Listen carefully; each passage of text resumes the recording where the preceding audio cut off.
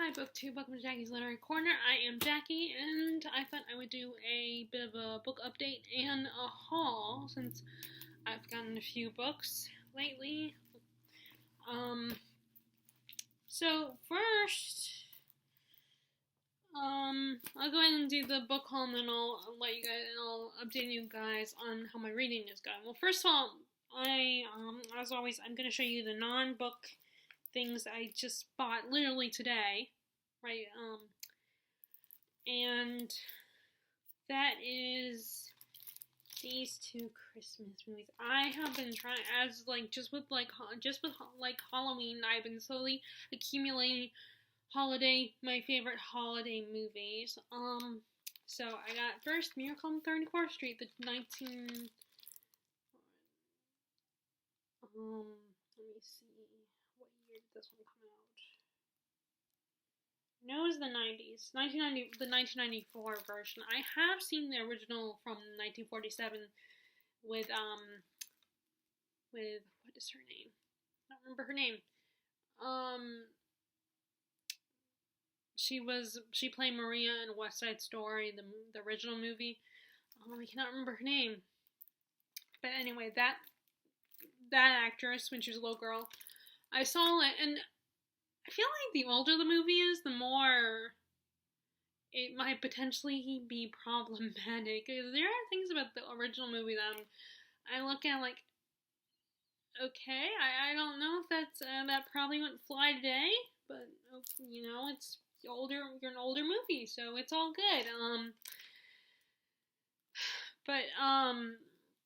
I did see it, and I liked it, but I still prefer the one I grew up with, the remake from 1994.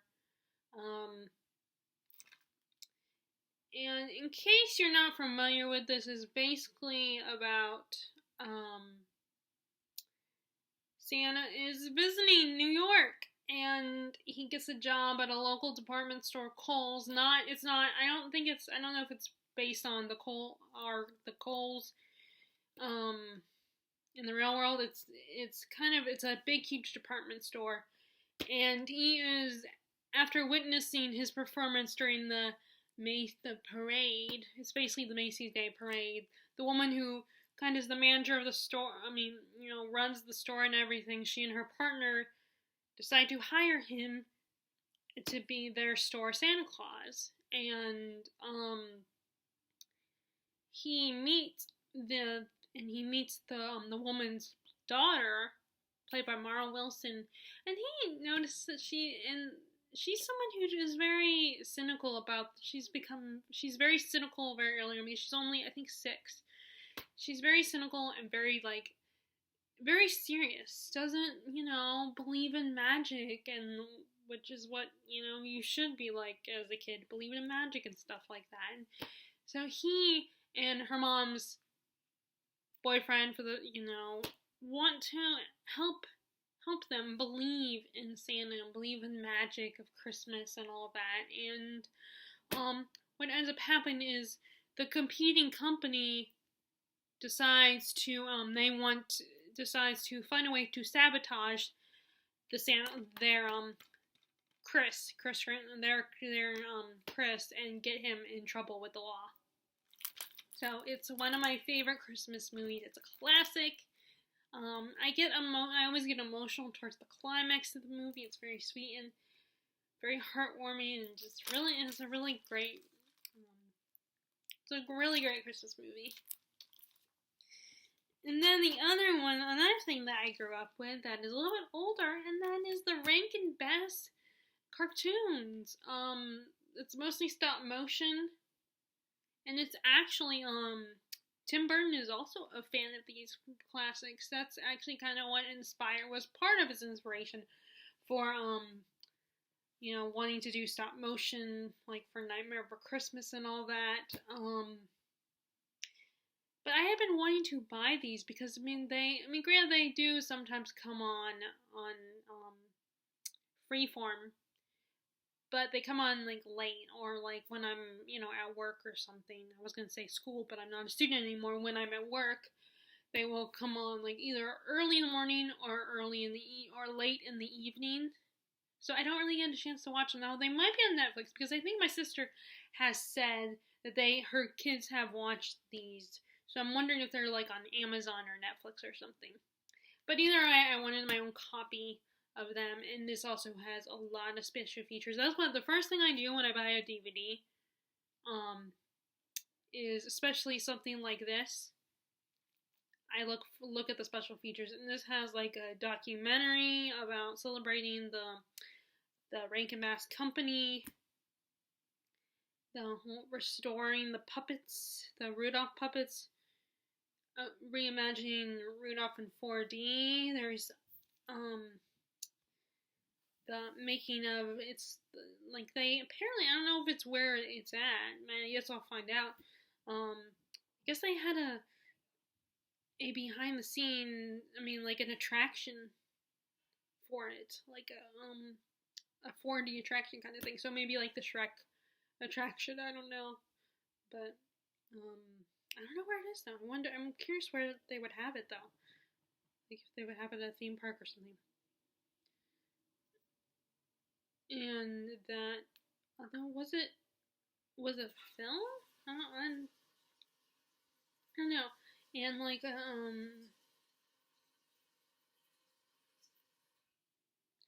apparently there's a video storybook that has the untold story of the reindeer games. There's the Frosty the Snowman original pencil test and commentaries on Frosty the Snowman and the Santa Claus is Coming to Town. So it looks like it's mostly stuff on Rudolph. So yeah, it'd be interesting to hear the commentary, because I don't know whoever was, like, who would be doing the commentary. I'm curious about that, because who would be, like, around to make the comment, to make it, like, any of the actors, like, maybe, what is his name? Who's the guy who played, Mickey Rooney. I wonder if Mickey Rooney would be on there, because I think he's still alive. I don't know about Burl Ives. I think Burl Ives has been dead for a while. I don't know who Danny Thomas is. And Jimmy Durante, I think he's the voice of the narrator in Frosty. And then Fred Astaire is gone too. Obviously, he's been gone for a while as well. So I don't know who would be doing the commentary for those DVDs. It'll be very interesting. Maybe it was someone that was part of the team that animated him. But yeah, I love these. These are my favorite movies I used to watch as a kid. We used to have them on VHS. And the same with Miracle on 34th Street. So I wanted the DVDs of them. That way I can watch them whenever I want. And like I said, I also look for the special features. So, I also remember there was another film on one of them, maybe on Santa Claus is Coming to Town. I don't know which one, where they also had one with a Christmas elf, about a Christmas elf, and I want to say it was a girl. I think the Christmas elf was a girl, and she just kept messing things up, and she just wasn't a very good elf, and but then she ends up accidentally finds herself in Santa's bag. And Santa, for some reason, when he goes to deliver the toys on Christmas Eve, she gets left behind. It's a cute little story. I want to say it was in Santa Claus is Coming to Town. Or it might have been, I don't know, it was on one of these. It was a cute little story, but it's not in this collection. But, this has, like I said, Rudolph, Frosty the Snowman, Santa Claus is Coming to Town, the Little Drummer Boy. I get emotional with that one, too. And then I'm not familiar with The Cricket on the Hearth. But I want to say that's based on, I think that's a Dickens. That's based on a Dickens short story. But, yeah, I love these, and, some of my favorites, and it'll be nice to get to watch them, and we get Thanksgiving with my sister and the family, so this year, so I thought it'd be, it'd be fun for us to watch those movies with the kids. Or, if I'm at work, they can watch them all. Of course, while I'm at work, but ideally I would love to be there when they watch them. But anyway, so let's get on to the actual books. So first, I ended up buying a copy of Imaginary Friend. So I really enjoyed it. And I'm definitely trying to get more into horror books. Like I'm trying to, and I'm going to talk about this more. I'm going to talk about this a little bit when I do my goals for 2022. That I want to expand my horror genre horizons. So I got this one because I liked reading the book, and for some reason I was hoping it would be like bigger in size. I was expecting to be like some of those fantasy books that I have. But so if you don't know, this is a story about this woman and her little boy are running away from his stepdad, because I think his dad died, and they're running away from his stepdad who's abusive, and they end up in the small town suburbia, which apparently horror does that a lot. I'm reading quite a few. I'm going to talk about it in a minute, but I'm reading another book that takes place in a small town. And the boy, there are woods near, in that people don't like to go into in their town, and the little boy, Christopher, ends up getting lost in the woods, and something weird happens to him while he's in the woods. And when the police finally find him, he is very different. He's a very different little boy than what he was when they first came here, and he ends up revealing that he has a strange imaginary friend who may or may not be real.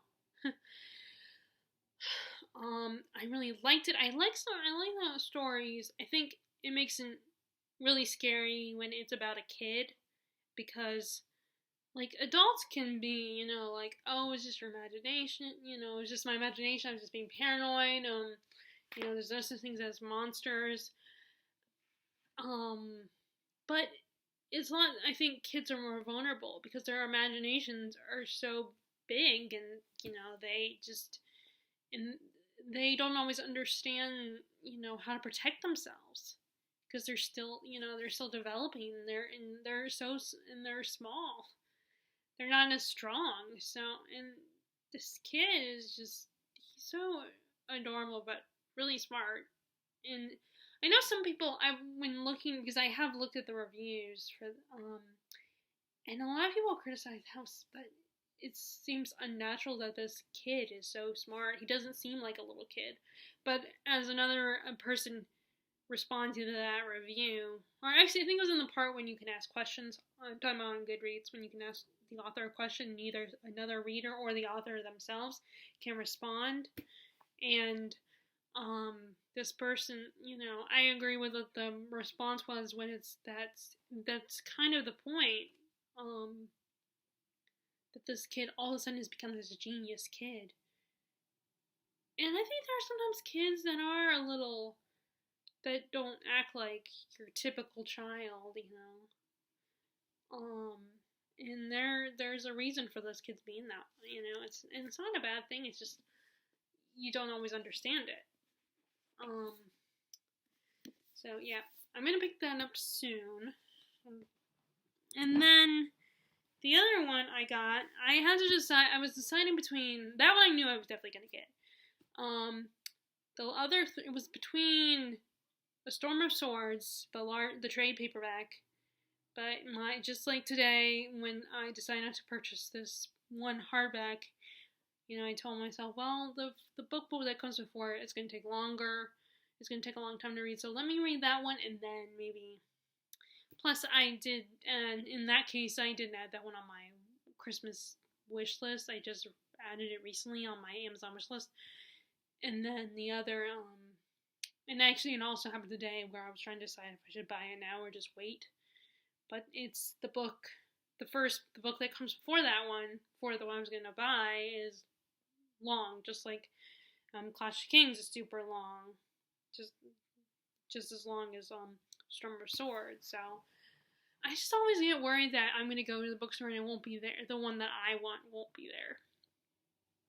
That's why I always end up getting all the books in a series. But I mean, but like Clash of Kings, and then the other one, which I will talk about what that is in a minute. About really long books. They're tomes. So I have to, I have to have some boundaries and have some self-control. And then, so it was between Storm of Swords, the Southern Woman's Guide to Slaying Vampires, or Southern Book Club's Guide to Slaying Vampires, because I had heard, I keep hearing about that book and how great it is, and I recently, Jennifer Brooks, when she was doing she was very focused on vampires in October, and and it was a book recommendation she gave, I think, or either that or it's a one that she planned on, she was talking about reading, and I was interested in getting it for the same reasons that she was interested in the book, which is vampires for one. Although, again, I'm not a hardcore vampire fan. I've come to realize I was never I liked them and I thought they were cool, but I wasn't like hardcore, obsessed with vampires. I was more into the witches and stuff. But for the fact that it's a vampire book, and it's also in a small southern town and it's set in the 90s. I think Jennifer Brooks and I are on the same age, so I think we kind of grew up in the same, decade. And we both live in North Carolina, but, and we both kind of have a little bit of so we both have some southern in us. I mean, I'm still born and raised in the north, but the North remembers. And, but my grandfather was born and raised in South Carolina, so I like to say that I have a little bit southern in me. Like, I grew up with the southern cooking and stuff like that. Which, oh my god, southern cooking is great. Southern food is so good. Like butter beans and buttermilk biscuits and fried chicken, and there's so many good, and so many good food. Although, for the longest time, I didn't like butter beans. I don't know why. But anyway, so it was and then the third option was the one I ended up getting, which is The Only Good Indians. And, I thought I would try this. Now, this is a pure coincidence because I was reminded of the fact that it's actually Native American month this month. Native American Heritage Month. So I didn't pick this book because of that. I picked it because, I want to learn more about the Native American culture, and I thought this would be a fun place to start because it's an examination of the culture and how people kind of, were just very disrespectful to it and get it wrong a lot of times. And actually, the first sentence,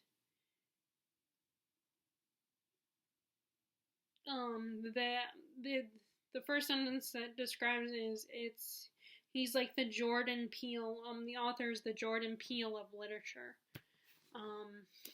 Which I don't like that quote, but I like how I just noticed while I was touching this book about the antlers on this book. If you get this book, if you end up buying this book, feel on the cover, the antlers actually feel like deer antlers. And I know that for a fact because my dad, he used to hunt for a hobby. He doesn't like as much anymore. I mean, he still, is like, I mean, certain now in North Carolina he can't. It's kind of hard for him to go hunting, but and he also kind of doesn't like the hobby as much anymore. He kind of prefers just to watch the deer now. But although we do get a lot of it, we have gotten some around here, like families of deer and stuff that we just see walking across the road, but yeah, so this is, I'll read the first sentence. A tale of revenge, cultural identity, and the cost of breaking from tradition in this latest novel from the Jordan Peele of horror literature, Stephen Graham Jones. I think he's got quite a few books out there. I don't know what they all are called, but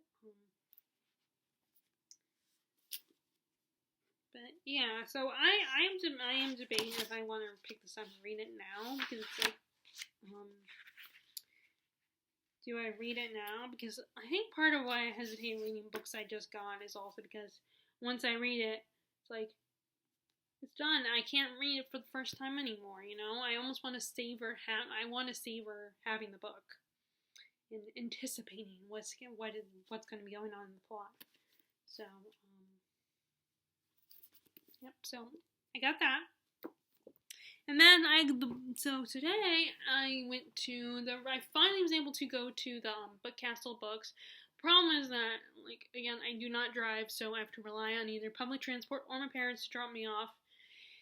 And so I have to kind of go around their schedule, feel out their schedule, see when they're going to be available, see if my dad has plans already, and that might interrupt his, plans in like golfing or fishing or hunting. Well, golfing or fishing, because he, like I said, he doesn't hunt anymore. Like golfing or fishing, and then you have to call 24 hours in advance because they get so many books that it's like they have so many books to file away. It gets very overwhelming. So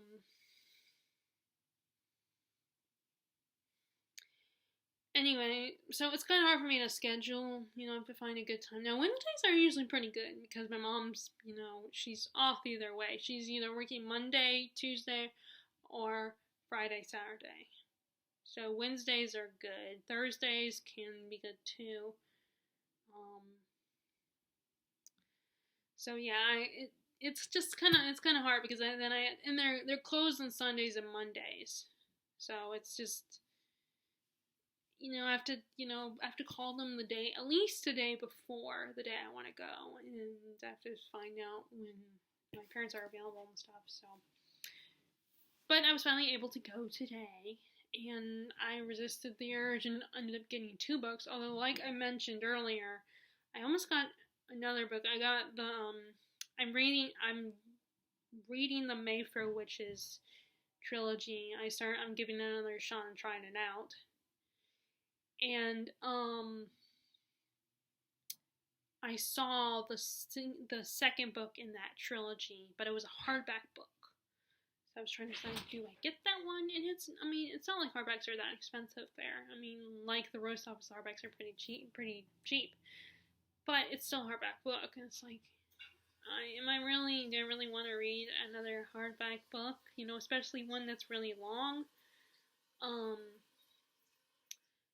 And I think it was also partly why I almost bought it was also because I was worried, like, I wouldn't find it the specific paperback, the same kind of paperback that the Witching Hour is, the first one. I was worried I wouldn't find that through books. And someone else would buy it and then find it on Amazon, or I was worried I wouldn't find it on Amazon, but it was, again, though, it was a hardback book, so it was like, do I buy it or just try and wait and see if I can get the one that's similar to the first one, the same kind of edition? So I ended up not buying it. I resisted and bought 2 other books, 2 paperbacks, because of course paperbacks are a little bit cheaper. So first, the one I'm not as familiar with is, I hope it's a standalone, because every time this always happens, I'll buy a book thinking it's a standalone, and I'll buy a fantasy book thinking it's a standalone, and come to find out, no, it's not a standalone. So I'll have to look and see if this one is a standalone or not. But it is the Dragon Lords. Oh, the other thing that I always run into, not only do I find out it's part of a series, but I also find out it's like the second or third book in the series. So that's also kind of annoying. But anyway, so Dragon Lords, Fool's Gold. This is basically a world where dragons rule. and the people are rebelling against the dragons. So this is not a book on a positive light on dragons. I mean, unless there's going to be one dragon that might be good or become good. But I want to try any dragon related book. I want to try any, because I want to get more into dragons. I really like the idea of dragons in fantasy, and I feel like I don't read enough of them.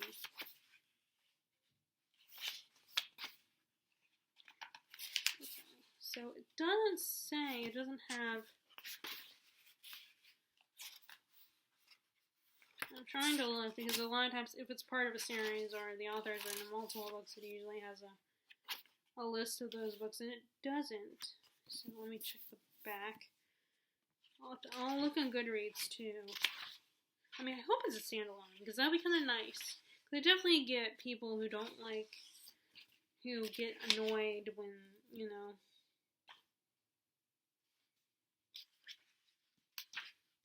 when books are series and it's like authors never can seem to just, you know, I mean, it might be because it's one of those books that has two titles. It has The Dragon Lords and then Fool's Gold. So it might be part of a series. I mean, like I said, I hope not, but it might be going by the, or at least I hope this is the first book in a series. Because, I mean, it doesn't list any other books, so either that means it is in a series, or... Oh, wait. If you enjoyed Fool's Gold, look out for the next Dragon Lord's novel, False Dawn. Okay, well, let's just hope this is the first one, and that's the second one. But yeah, all I know is it's dragons are rule, and these people are fighting back. These humans are fighting back. So, and then the other one is, so this one I already had on hardback, but again, I'm not the biggest fan of hardback any more than I am a mass market. Although I feel like sometimes you could, oh, this one has a picture in it. So, and I don't know what's been, you know,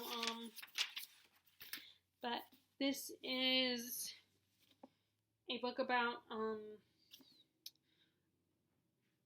a man is given a manuscript that proves that Dracula might have really existed and that he might still be alive. And then something happens to him, and his daughter picks up his quest.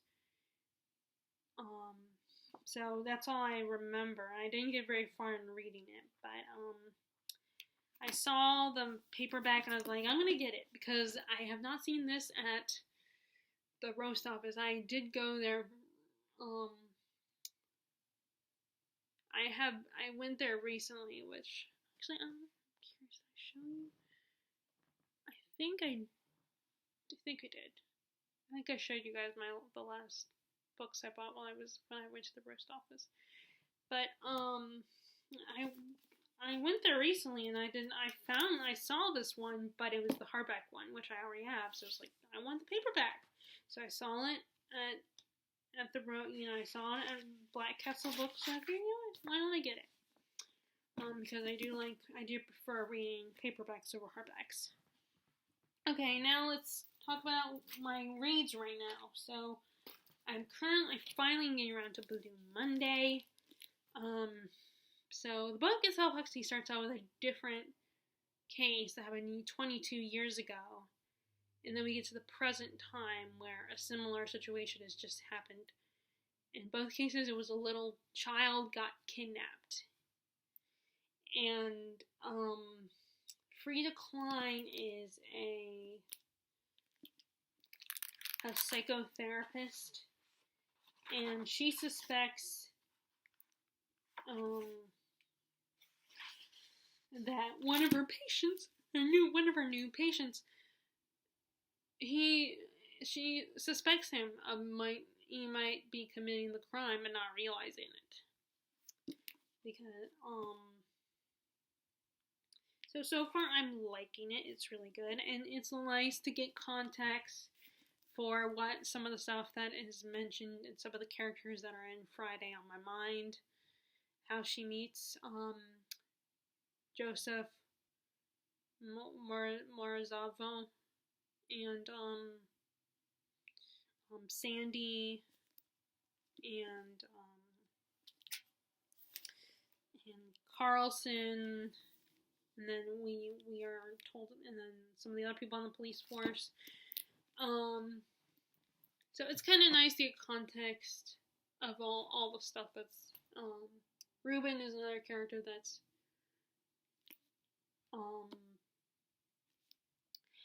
Now, I have mixed feelings about Frida Klein's character because she kind of comes off as a little standoffish. She is a little bit unlikable of a person, and I definitely do not agree with her a lot of things. Like, she's one of those people who does not like Christmas, and I know there are people that are like that, don't like Christmas because of all the stress of it.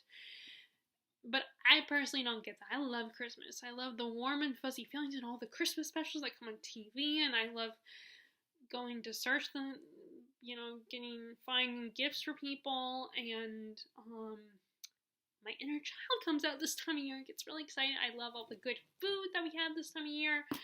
And just, I love this, I just love the feelings of this time of year. I spend time with family, receiving and giving gifts, and just in the potential for snow and wearing cozy sweaters, and just I love this time of year. I don't get what people don't like. I guess because of the hustle and bustle and how crazy and how people can get very greedy this time of year.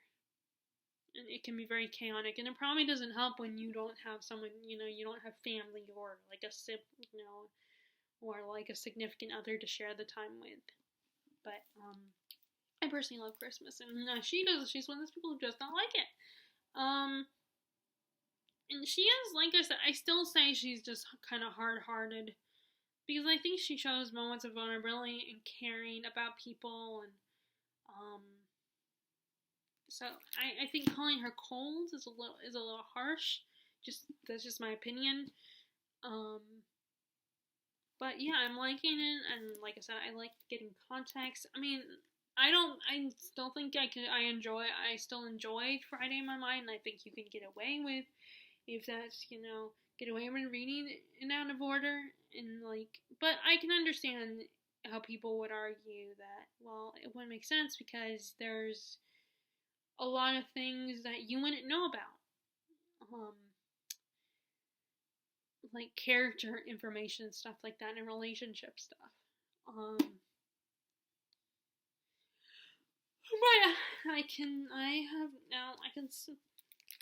and I hope the library is all. I mean, I saw the books, but I don't know if the library has all of them.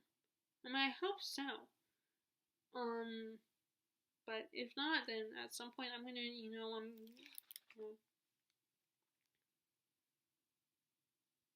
but I don't. If not, excuse me. Sorry about that. So I hope the library has them, but I don't know if it will have all of them or not. I think I saw the last one, and obviously they had the Friday one.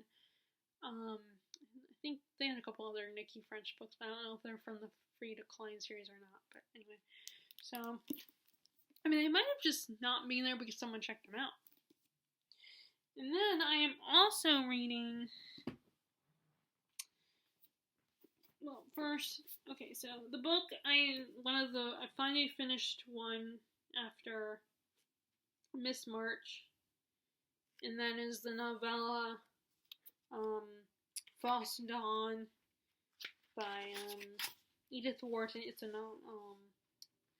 set in the 1840s, and this young man, Louis Racy, is part of a very rich, prestigious family. His dad sends him to Europe to, make him grow up a little and become the man he's meant to be. And also bring back some art, like a painting by Raphael, for an art gallery that the father wants. But what ends up happening is that Louis goes to Europe, and he has different ideas about what is art. And he ends up buying paintings that are, cheaper paintings that are not what his father had in mind.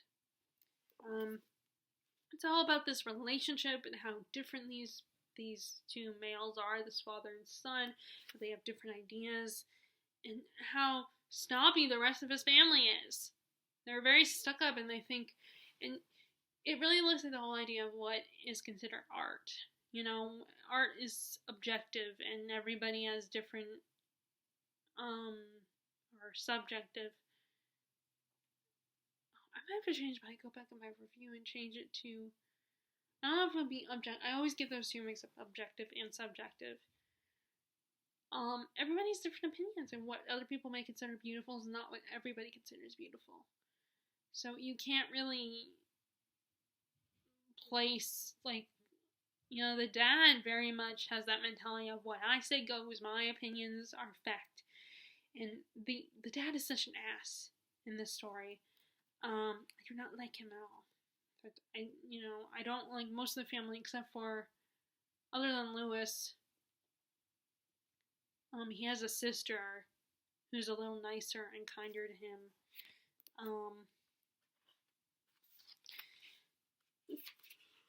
I just felt real. Listen, the tiredness just hit me. So there's 3 more stories. There's The Old Maid, which is set in the 1850s. The Spark, which is the 1860s. And New Year's Day, the 1870s. So, I don't know if I'll read another one or wait for I read another one in the collection, but I feel like I should read another one. So there's that, and then I also I've been reading The Ghost Tree by Christina Henry. So this one takes place in a small town, like I said earlier. It seems like a lot of horror stories have a small town, take place in a small town, suburbia, and this one actually kind of made me think of a Stephen King novel. I'll think a little bit of It. Because that also takes place in a small town, and the townsfolk seem to, in both stories, have amnesia. And, so it's about murder. These 2 girls are found murdered in this small town in some old lady's backyard, and, one of our main characters, Lauren, she has a psychic vision of these girls getting killed by this mysterious monster. And for some reason, the town doesn't remember it. It seems to happen. There's implications that this happens a lot. It feels like a Stephen King, like It meets, I can't remember what, there was a supernatural episode that takes place in a small town where they have to sacrifice a man and a woman to their scarecrow because he ends up representing one of their gods. Represents a god of good harvest or something. So it kind of makes me think of that. I don't know if it's,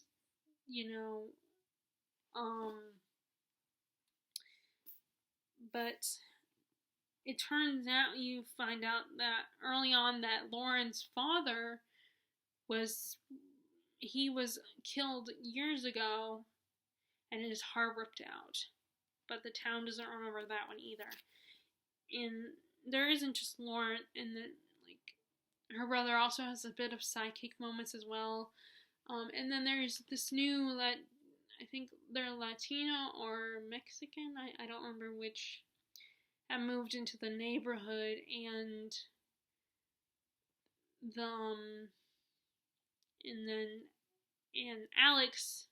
Alejandro, he has joined the police force because he was a patrolman back in the city. So he joins the police force here in this small town, and since he's new to the town, him and his family are new to the town, he's still, he can still, remember things and know what's going on and stuff like that. But for some reason, the rest of the town doesn't. And so far it's really good. I like small town stories. I do not like her friend Miranda. I can't stand her. She is such a bad friend to Lauren, and I almost feel bad for her at the same time because she's one of those girls who will just throw themselves at the guy that she's interested in because the magazines tell her, magazines like 17 tell her, you have to do this, you have to throw yourself, you can't eat in front of a guy because a guy will think there's something, will judge a woman for eating in front of them, and showing your girls is a good idea and stuff like that. And this girl's just throwing herself as like this kid, and he's like, whatever, and he ends up not even remembering her name later on. It's just very like she wants to grow up too quickly, while Lauren is happy being a kid. And like the guy has a Camaro, and so she's just like, I want to be his girlfriend and be in the car with him so I can rub it in Lauren's face because she's riding her lame bike to school every day. And it's just like, you are a terrible friend. All you care about is being popular and like getting this guy who's not worth it, getting his attention. And then when that doesn't work out, she sets her sight on this other guy that at first she was like, he's a loser. He smoked, and he's kind of quiet and reserved, but she ends up setting her sights on him because the other guy, the guy that she was interested in before, is, kind of abandoned her. And he actually likes Lauren, and Lauren's starting to like him as well, and like she's known him for a long time. So that I have a feeling that's not going to go well. That's going to get ugly really quickly. And I'm at the part where she goes to talk to her grandmother, invites her over, and is going to tell her about some witches. So I'm wondering if I'm assuming the witches are going to have to do with them, why the townsfolk will sacrifice 2 girls every year, which is the so I'm reading that. I have not picked up. I have been reading Brothers Karamazov on and off. I bring it with me to work, but I only get 15 minutes, so I might get through like a page or two. So I haven't gone past the part when the family is visiting Father Zosima.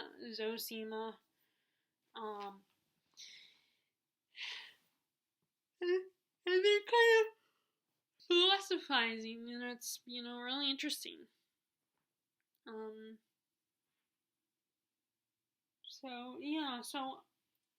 Other than Free Decline, I still have this one, The Ministry of Utmost Happiness by Arundhati Roy. I don't know if I'm saying that right, forgive me.